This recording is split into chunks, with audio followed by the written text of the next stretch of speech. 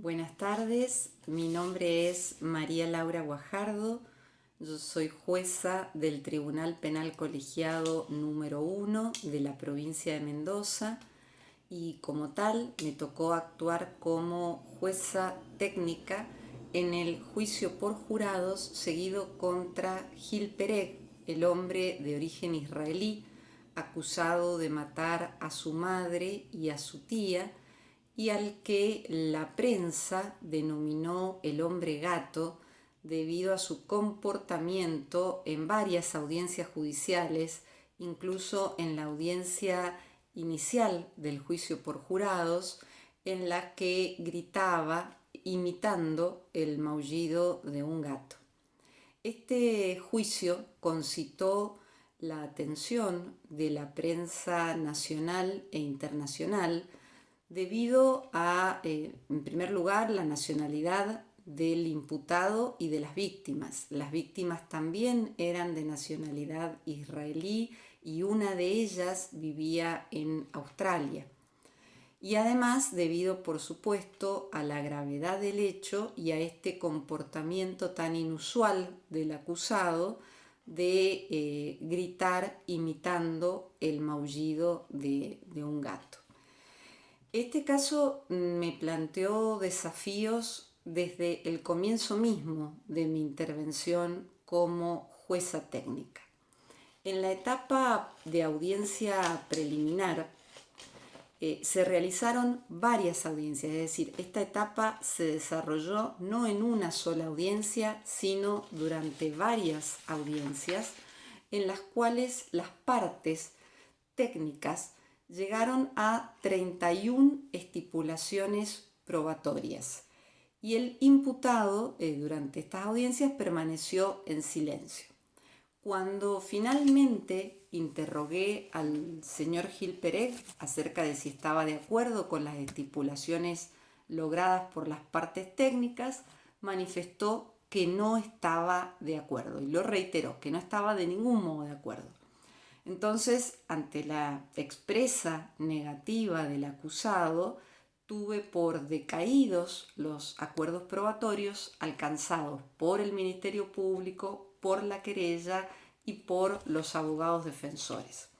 Y por ello fue necesario litigar toda la prueba ofrecida por las partes y luego producir durante el juicio toda la prueba que había sido admitida en esta audiencia preliminar.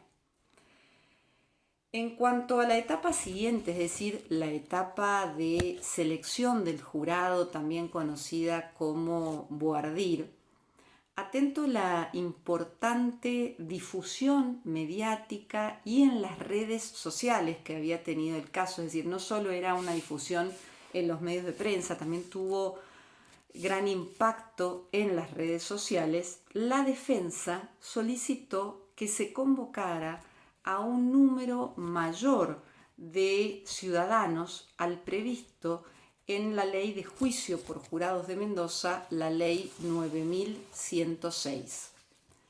Nuestra ley de juicio por jurados prevé la convocatoria de 48 ciudadanos, número que por acordada de la Suprema Corte de Justicia de Mendoza fue ampliado hasta 96 mendocinos y mendocinas.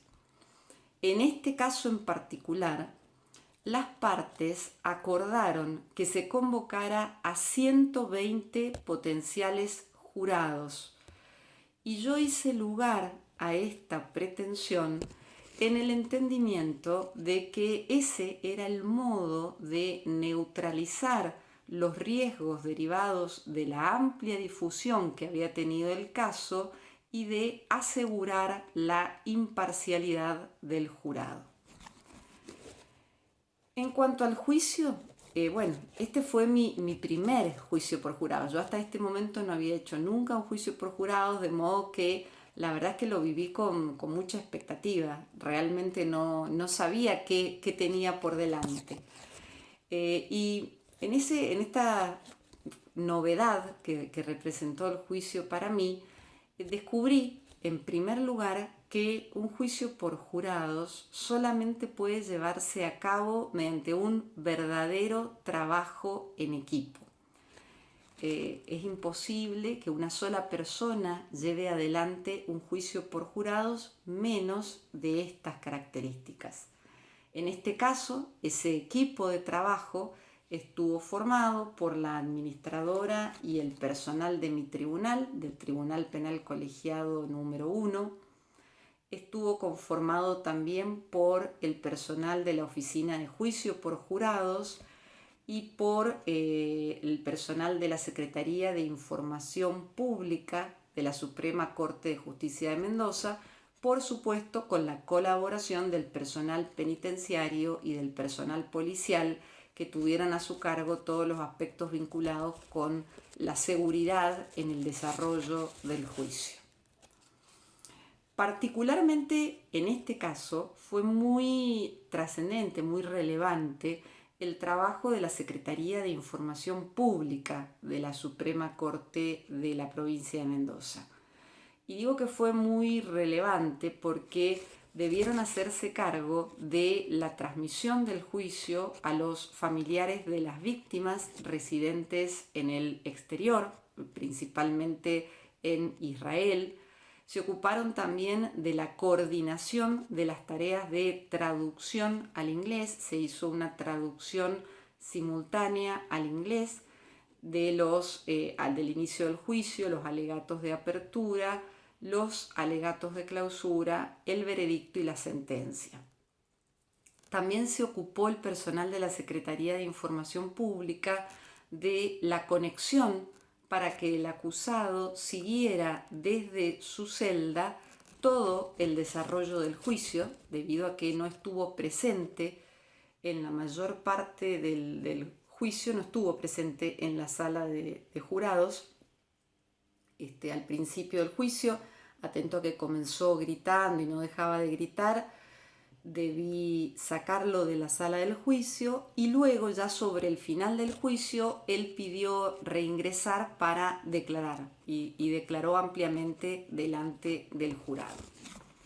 También se ocupó la Secretaría de Información Pública de la acreditación de todos los periodistas nacionales y extranjeros y del acondicionamiento de una sala especial desde la cual los medios de prensa pudieron seguir todo el desarrollo del juicio.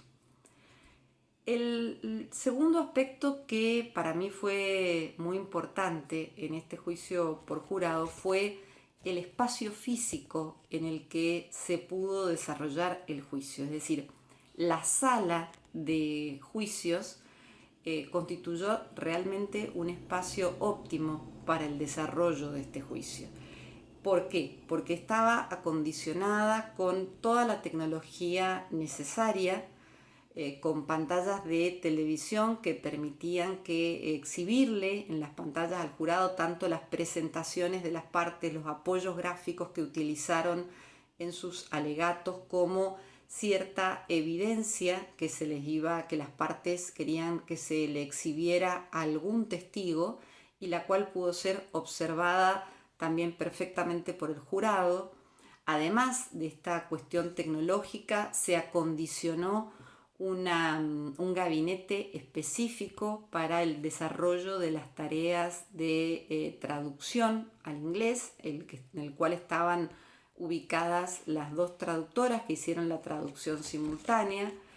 Y la sala tenía todo el mobiliario adecuado, con el lugar expresamente previsto para el jurado, para las partes, para los testigos. Es decir, se reunía y se respetaron todos los requerimientos de una sala para juicio por jurado. Y en tercer lugar, yo diría por último, lo más gratificante fue comprobar la responsabilidad con la que se desempeñaron los jurados y lo significativa que fue para ellos la posibilidad de participar de un modo directo en la administración de justicia. Cuando yo conversé con los jurados después del veredicto y después de la sentencia, todos los jurados me transmitieron que su tarea como jueces de los hechos los había acercado a la comprensión del trabajo de los jueces y a lo difícil de esta función. Bueno, muchas gracias y buenas tardes.